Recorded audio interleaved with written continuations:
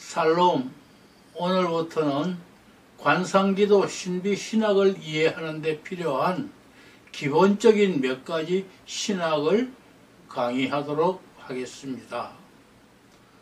첫째로 성화와 견인입니다. 성도의 성화에 대한 성경의 용어들을 알아보겠습니다. 거룩하게 하다에 해당하는 히브리어는 절단하다라는 뜻의 어원에서 유래했을 가능성이 매우 크며 따라서 구별의 개념을 강조합니다. 이것이 신약 성경의 단어의 주된 개념이기도 합니다. 성화라는 주제를 다룰 때는 이 점을 유념할 필요가 있습니다. 대다수 그리스도인들은 성화를 무엇보다도 영적 갱신으로, 즉 인간에게 도덕적, 영적 자질들을 부여하는 것으로 이해합니다. 하지만 이것은 성화의 원뜻이 아닙니다. 성경의 단어들은 영적 자질들이 마음에 부여된다는 개념보다는 하나님과 인간 사이의 위치 혹은 관계의 개념을 표현합니다. 성화되는 사람은 원칙상 죄악된 삶에서 끌어올려서 하나님과 새로운 관계에 놓이고 그 안에서 하나님과 그분께 대한 봉사를 위해 구별됩니다. 구약 성경은 외적으로 하나님을 섬기는 일에 구별된 혹은 성별된 사람들과 사물들을 거론하는 가운데 거룩한 사람들과 거룩한 사물들을 거듭해서 말합니다. 하나님을 섬기는 일을 위한 이 외적 성별은 더 깊고 내면적인 마음의 헌신을 상징했습니다. 하지만 성경의 단어들이 우선적으로 관계를 가리킬지라도 하나님께서 성령을 통해서 인간 안에 주관적 성결을 일으키는 사역을 가리키기도 합니다. 두 번째는 거룩함과 성화의 성경적 개념. 성경에서 거룩함의 개념은 무엇보다도 하나님께 적용됩니다. 이것이 주로 가리키는 것은 하나님께서 피조물과 절대 구분되시며 천상의 임의로 피조물로부터 높이 떨어져 계시며 피조물이 근접할 수 없는 분이라는 점입니다. 이 첫째 개념에서부터 점차 둘째 개념이 발전했습니다. 죄 많은 인간은 죄 없는 존재보다 하나님의 위엄을 한층 예리하게 의식하기 때문에 하나님의 어미로운 순결에 비추어 자신의 불결을 의식하게 됩니다. 따라서 하나님이 피조물과 구별되신다는 개념이 하나님께서 모든 불결로부터 특히 죄로부터 구별되어 계신다는 개념으로 넘어갔습니다. 마음이 청결한 사람만 하나님 앞에 설 수 있습니다. 하지만 이것조차 전부가 아닙니다. 적극적인 면에서 하나님이 거룩하시다는 개념이 하나님의 영광의 빛이라는 개념으로 점차 발전하여 결국 거의 동일한 의미가 됩니다. 둘째로 거룩함의 개념은 하나님과 특별한 관계에 있는 사람들과 사물들에게도 적용됩니다. 이스라엘은 예루살렘과 성전 같은 거룩한 장소들과 제사장들과 레위인들 같은 거룩한 사람들이 있었고 제사들과 결례들 같은 거룩한 의식들이 있었습니다. 이 사람들과 사물들은 하나님을 섬기는 일에 구별되었습니다.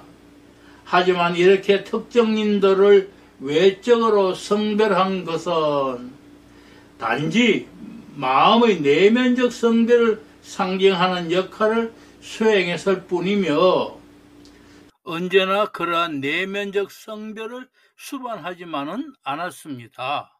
성별되었으면서도 마음에 하나님의 은혜가 전혀 없는 경우도 있을 수 있습니다.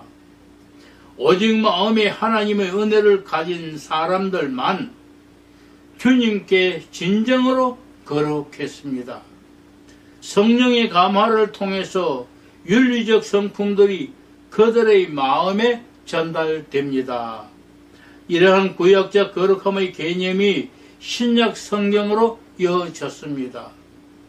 이러한 성경적 거룩함의 개념은 단지 그 자체로 도덕적 선이 아니라 하나님과의 관계에서 바라본 윤리적 선이라는 것을 유념하는 것이 대단히 중요합니다. 도덕적으로 크게 향상된 것을 자랑할지라도 성화의 사역에는 전혀 문외한일 가능성이 있는 것입니다. 성경은 단순히 도덕적으로 향상될 것을 요구하지 않고 하나님과의 관계에서 하나님을 위해서 그리고 하나님을 섬기는 일과 관련하여 도덕적으로 향상될 것을 요구합니다. 성화는 성령께서 죄인을 죄의 오염에서 씻어주시고 그의 전 본성을 하나님의 형상으로 다시 새롭게 하시며 그에게 선행을 할 수 있는 능력을 주시는 자비롭고 끝임없는 사역으로 정의할 수 있습니다. 셋째, 성화의 특징들. 하나, 성화의 창시자는 사람이 아닌 하나님이십니다.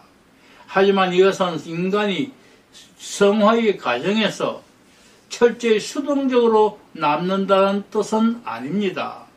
인간은 성화의 일에서 하나님께서 사용하도록 주신 방편들을 부지런히 사용함으로써 하나님과 협력할 수 있고 또 협력해야 합니다. 2. 성화는 칭의처럼 하나님의 법적 행위가 아니라 도덕적인 재창조 행위이며 이 행위로서 죄인은 내적 존재가 새로워지고 하나님의 형상에 점진적으로 부합하도록 만들어집니다. 3. 성화는 대체로 기나긴 과정이며 이 생에서는 완성에 도달하지 않습니다. 중생과 회심이 있은 뒤 곧 죽음을 맞이하는 경우에는 당연히 그 과정이 매우 짧을 수 있습니다. 4. 성화의 과정은 영혼에 관한 한 죽을 때 혹은 죽은 직후에 완성되며 육체에 관한 한 부활 때 완성됩니다. 4. 성화의 본질입니다. 1. 성화는 하나님의 초자연적인 사역이다. 어떤 사람들은 성화가 인간 의지의 동기들을 불어넣고 그로서 더욱 성결에 힘쓰도록 설득함으로써 중생 때 그에게 심겨졌던 새 생명을 이끌어내는 것일 뿐이라는 그릇된 견해를 주장합니다. 실제로 성화는 중생 때 보이던 거룩한 성향이 강화되고 그 거룩한 실천이 증대되는 영혼 안에서 이루어지는 신적 사역입니다. 본질상 그것은 일부분은 직접적이고 일부분은 간접적인 하나님의 사역입니다. 하나님께서 방법들을 사용하시는 한도에서 인간은 그 방법들을 올바로 사용함으로써 협력할 의무가 있습니다.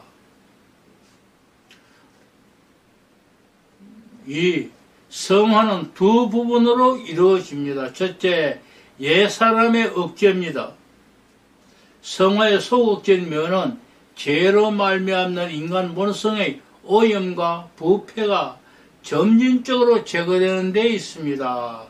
옛사람 즉 죄에 오염된 인간 본성이 점차 십자가에 못 박힙니다. 둘째로 새 사람의 소생입니다.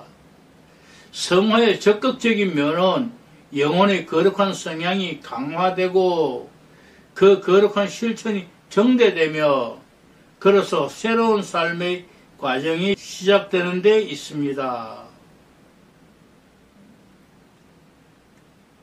셋째, 성화가 이끄는 새로운 삶을 가리켜 하나님을 향한 삶이라고 합니다. 3. 성화는 전인에 영향을 준다. 성화는 마음에 발생하기 때문에 자연히 전체 유기체에 영향을 줍니다.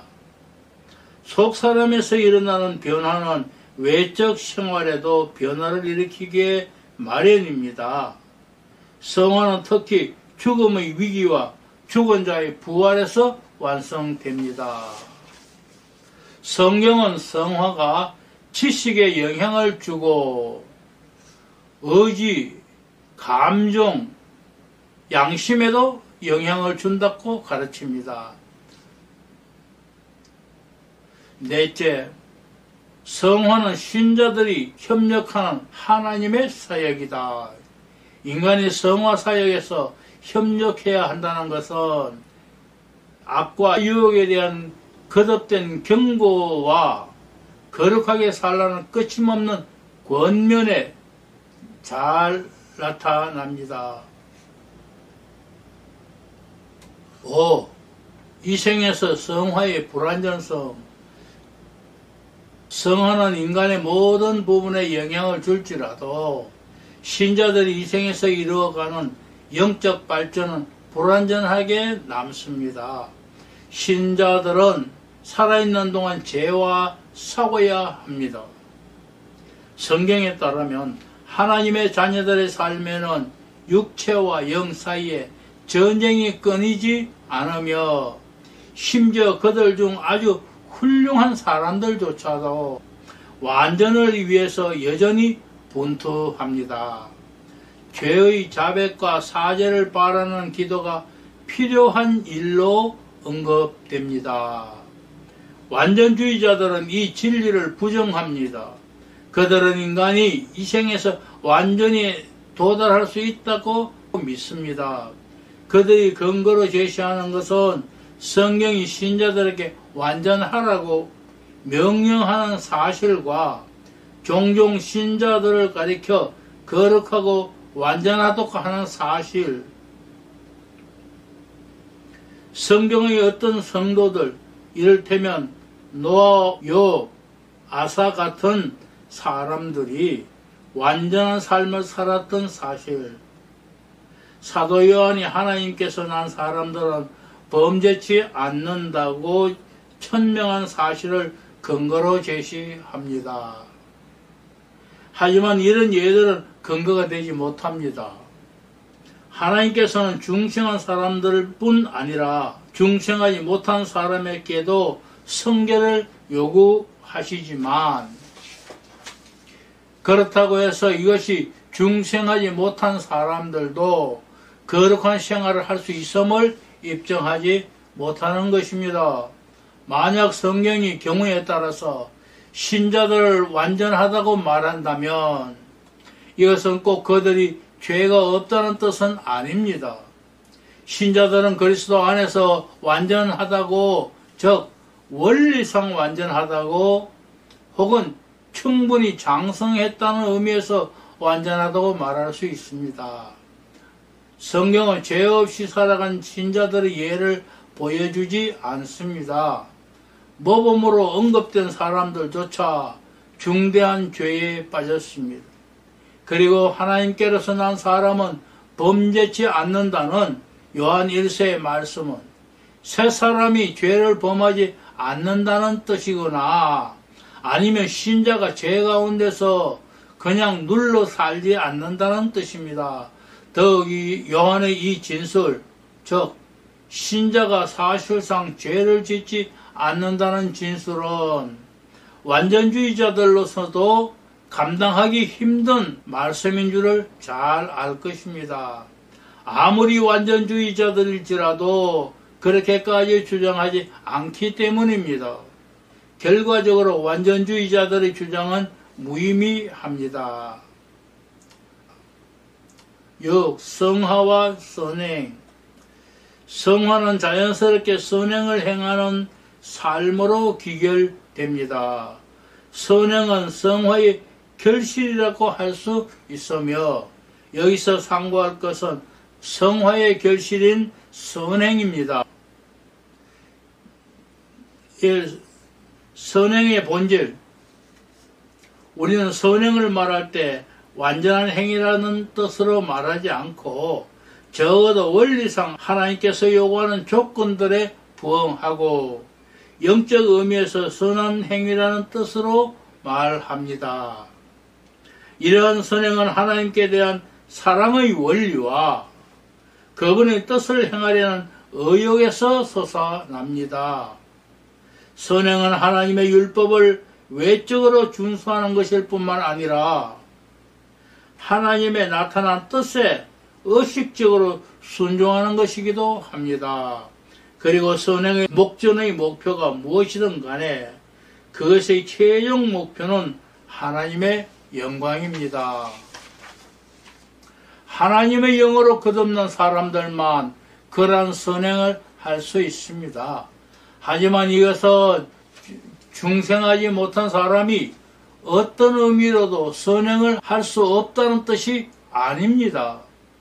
이렇게 말한다면 그것은 성경의 명백한 가르침과 모순이 될 것입니다. 중생하지 못한 사람도 겉으로는 율법에 부합하고 동료 인간들을 배려하려는 고상한 동기들에서 우러나오고 하나님의 인정을 받을 만한 가까운 목표에 부합하는 행위들을 할 수 있습니다. 이런 행위들은 오로지 하나님의 일반 은총에서 그 설명을 발견하게 됩니다. 이런 행위들을 가리켜 일반적으로 선하다고 할 수 있지만 그럴지라도 이 행위들은 근본적인 결핍을 안고 있습니다. 왜냐하면 하나님께 대한 사랑이라는 영적 뿌리에서 잘려나가 있고 하나님의 율법에 대해 진지한 내적 순종을 조금도 나타내지 못하며 하나님의 영광을 목표로 삼지 않기 때문입니다. 이 선행의 공로적 성격.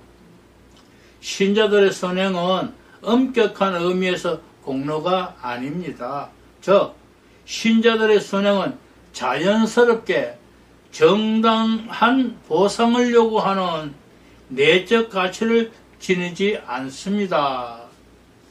만약 하나님께서 그들의 선행을 보상하시면 그것은 하나님께서 그들에게 의무를 지고 계시기 때문이 아니라 다만 하나님께서 인정하시는 조건에 부합한 행위에 상을 주시겠다고 약속하셨기 때문입니다. 그것은 마치 부모가 경우에 따라 자녀들에게 내리는 상과 같습니다. 성경은 신자들의 선행이 공로가 아니라고 분명히 가르칩니다. 그것이 공로가 될 수 없는 여러 이유가 있습니다. 첫째, 신자들은 삶 전체를 하나님께 드려야 하며 따라서 하나님께 마땅히 드려야 할 것을 드린 것을 가지고 공로라고 할 수 없습니다. 둘째, 신자들은 하나님께 매일 주시는 힘이 아니면 선행을 할 수 없으며 따라서 선행을 공로로 내세울 수 없습니다.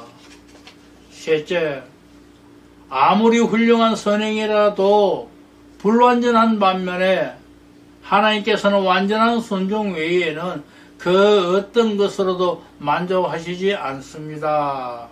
넷째로 신자들의 선행은 영광스러운 영원한 상과 도무지 비교할 수 없습니다. 로마 가톨릭 교회는 죄인이 마음으로 하나님의 은혜를 받은 뒤에는 공로가 되는 행위, 즉 구원과 영광을 정당하게 요구할 수 있게 하는 행위를 할 수 있다고 주장합니다. 3. 선행의 필요성. 선행의 필요성에 대해서는 의문의 여지가 없지만 그럴지라도 이 필요성을 올바로 이해해야 합니다. 선행은 구원의 공로로 삼는데 필요하지 않고 심지어 구원의 필수 조건도 아닙니다. 유아들은 어떠한 선행도 하지 않고서도 천국에 들어갑니다. 성경은 선행을 하지 않으면 아무도 구원받을 수 없다고 가르치지 않습니다. 그럴지라도 성인 신자들의 삶에 선행이 꼭 필요한 이유는 그것이 하나님께서 요구하시는 것이기 때문이고 그것이 신앙의 열매이기 때문이고 감사의 표시이기 때문이고 신앙의 확신을 위해서이며 하나님께 영광을 돌리기 위해서입니다. 선행의 필요성은 율법 폐기론자들에 대해서 반드시 견지되어야 합니다. 그들은 그리스도께서 신자들을 위해서 죽으셨으므로 신자들이 삶의 준칙으로서 율법을 지킬 의무에서 해방되어 있다고 주장합니다. 이것은 철저히 잘못된 입장입니다.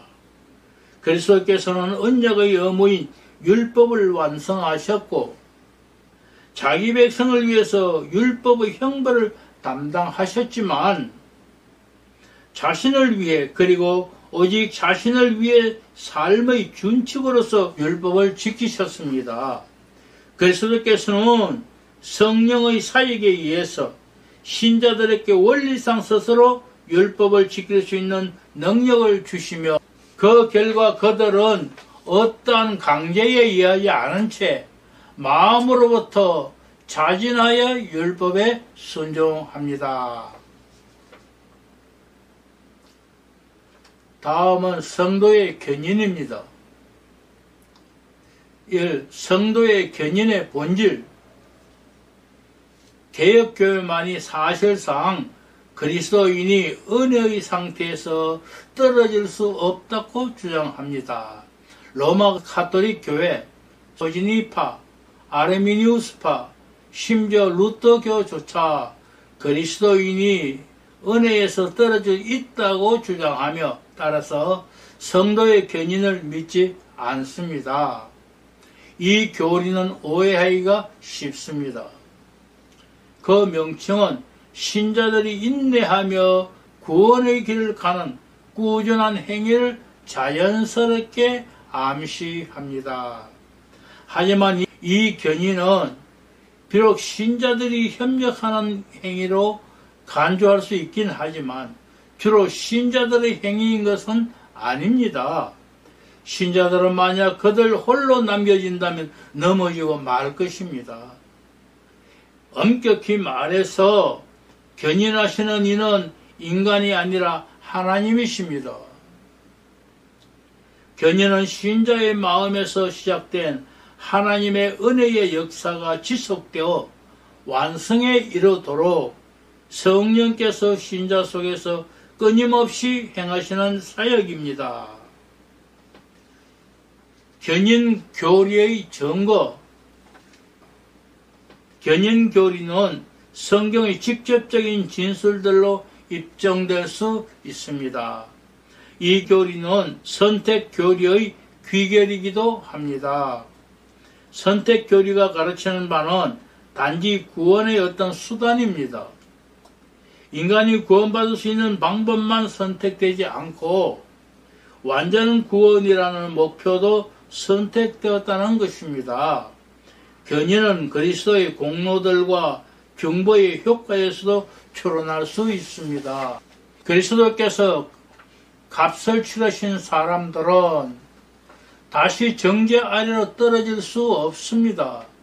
더욱이 그리스도께서 그들을 위해 끊임없이 중보하시는 일은 언제나 효과가 있습니다. 견인한 신자들이 그리스도와 이루는 신비한 연합에서도 자연스럽게 추론할 수 있습니다. 그리스도 안에 한번 심겨지고 그래서 영생을 얻은 사람들이 어떻게 다시 그리스도의 몸에서 단절되며 이 생명을 잃을 수 있겠습니까? 영생이 영원하지 않을 것이라는 가정이 과연 타당할 수 있습니까? 마지막으로 견인은 신자들이 이 생에서 구원의 확신을 얻을 수 있다는 사실에서 추론됩니다. 만약 신자들이 어느 순간에든 은혜에서 떨어질 수 있다고 한다면 이런 확신을 가질 수 없을 것입니다. 3. 견인교리에 대한 반론들. 견인교리가 거짓 안전과 나태와 방종과 부도덕으로 이어진다는 주장이 자주 제기됩니다. 하지만 이것은 사실이 아닙니다. 성경은 우리가 하나님의 은혜로 보호하심을 받는다고 가르치면서 우리가 끊임없이 경성하고 건면하고 기도에 힘쓰지 않더라도 하나님께서 우리를 지키신다는 생각을 권장하지 않습니다. 더 나아가 성경의 이 교리에 반대된다고 주장하는 사람들이 근거로 제시하는 세 부류의 구절들이 있습니다. 하나, 만약 신자가 타락할 수 없다면 불필요하게 될 배교를 경고하는 구절들. 하지만 이 구절들은 신자가 견인사에게 반드시 협력해야 함을 입증할 뿐입니다. 사도행전 27장 22절에서 25절을 31절과 비교해 보면 이해에 도움이 됩니다.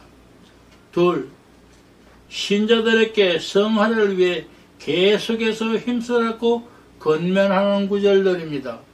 만약 신자들이 그들의 돈 속에 의심이 없다면 이런 권면들이 불필요할 것입니다. 하지만 이런 권면들은 하나님께서 자신의 목표를 성취하시기 위해서 도덕적 방법들을 쓰신다는 점을 보여줄 뿐입니다. 셋, 실제로 배교한 사례들을 기록하는 구절들. 하지만 그 구절들에 언급된 사람들이 참된 신자들이라는 증거가 없습니다. 성경 자체가 신앙을 고백하면서도 신앙에 속하지 않은 사람들이 있다고 가르칩니다. 사도 요한은 그런 사람들에 관해서 이렇게 말합니다. 저희가 우리에게 나가서나 우리에게 속하지 아니하였나니 만일 우리에게 속하였다면 우리와 함께 거하였으리니와. 필자는 위의 내용을 간단하게 정리하고 결론을 말하려 합니다. 성화는 성령께서 죄인을 죄의 오염에서 씻어주시고 그의 전 본성을 하나님의 형상으로 다시 새롭게 하시며 그에게 선행을 할 수 있는 능력을 주시는 자비롭고 끝임없는 사역으로 정의할 수 있습니다. 견인은 신자의 마음에서 시작된 하나님의 은혜의 역사가 지속되어 완성에 이르도록 성령께서 신자 속에서 끊임없이 행하시는 사역입니다. 관상기도는 성령의 사역으로 기독교 교리의 구원의 서정 중에서 성화와 견인의 사역의 하나라고 말하려 합니다. 하나님의 성령의 성화와 견인 사역 없이 인간의 노력으로만 이루어지는 것이 아닙니다. 다만 하나님의 일에 인간 스스로 협력해야 할 부분도 있어서 인내하면서 수련해야 한다는 말을 하려 하는 것입니다. 감사합니다.